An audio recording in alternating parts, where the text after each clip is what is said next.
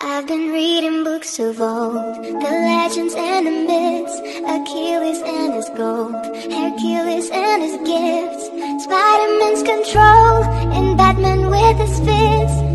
And clearly I don't see myself upon that list. She said, where'd you wanna go? How much you wanna risk? I'm not looking for somebody with some superhuman gifts, some superhero, some fairy tale bliss.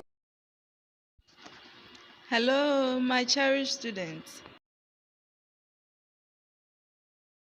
This is Gloria Toku, and welcome to English Language Studies 1 Teachings on Morphemes.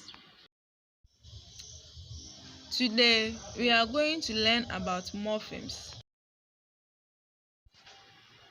A morpheme is the smallest grammatical unit which has function and creates meaning. Types of morphemes. We are going to start with free morphemes. These free morphemes can stand by themselves and either tells us something about the world. Examples include but and the, etc. Also, we have bound morphemes. These morphemes are morphemes that cannot stand on their own and make meaning, but are used exclusively attached to free morphemes. Examples include dance, dancer, bake, baker. Bound morphemes come in two varieties. These are inflectional and derivational morphemes. Now, we are going to discuss the two varieties of bound morphemes.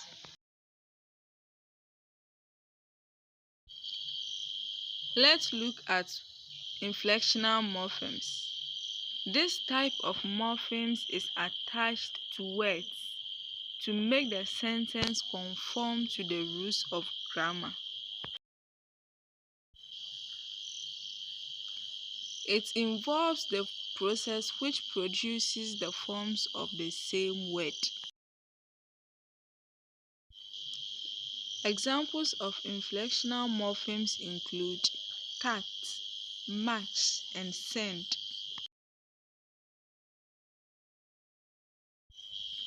In the sentence below, we will have their respective forms when inflectional morphemes are attached to them. Match, matches, matching, matched. Send, sent, sending, sent.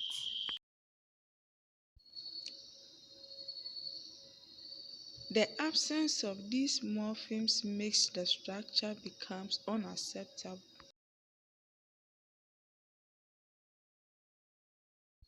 For example, I matched the items yesterday. I matched the items yesterday. He sent his family much money. He sent his family much money. Sentence I and IV above are ungrammatical because the inflectional morphemes ed and s are omitted.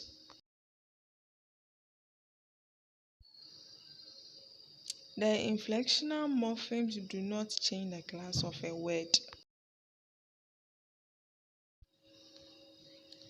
After the inflectional affixation, a verb still remains a verb in a structure, though its basic form may change, depending on this and the person, first, second, or third person, singular or plural.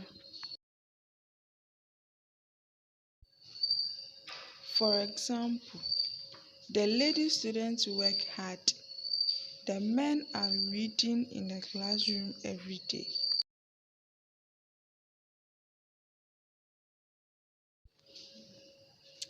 The inflectional morphemes er and est are used for comparative and superlative adjectives.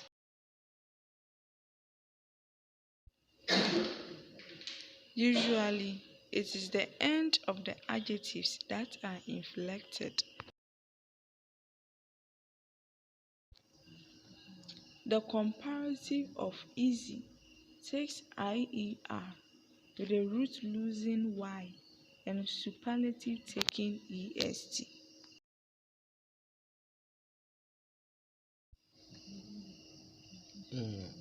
The common inflectional morphemes for making comparison in adverb, also used for adjective, are ER, EST.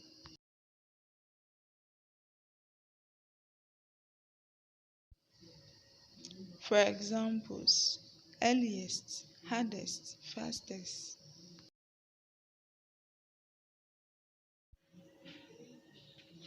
The last varieties of the bound morpheme is derivational morpheme.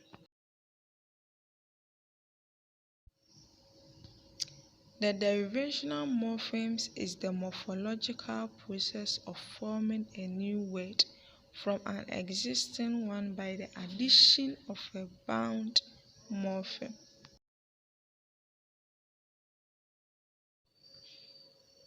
Derivational morphemes are added to produce new words which are derived from the parent root word. Examples of derivational morpheme are expense, expensive, inexpensive, body, embody, embodiment.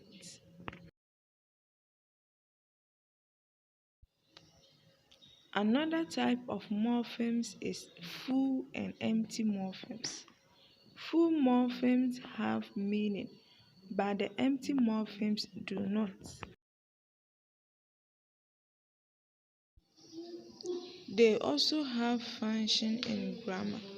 The word boy has meaning, but the as has no meaning. Another type of morpheme is prefix and suffix. Prefix morphemes is a morpheme that are affixed to precede a root word. Examples of prefix morphemes: prefix as in as incomplete, mini as miniskirts.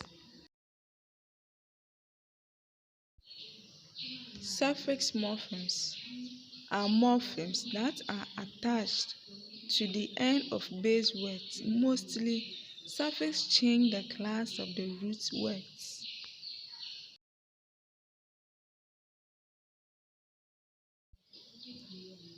Examples of suffix morphemes: suffix as in dom, as kingdom, let as booklet.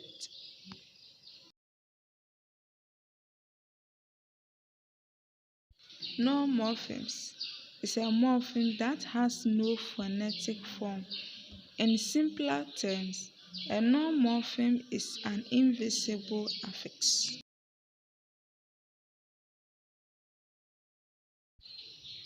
Examples of noun morphemes are sheep, information, etc.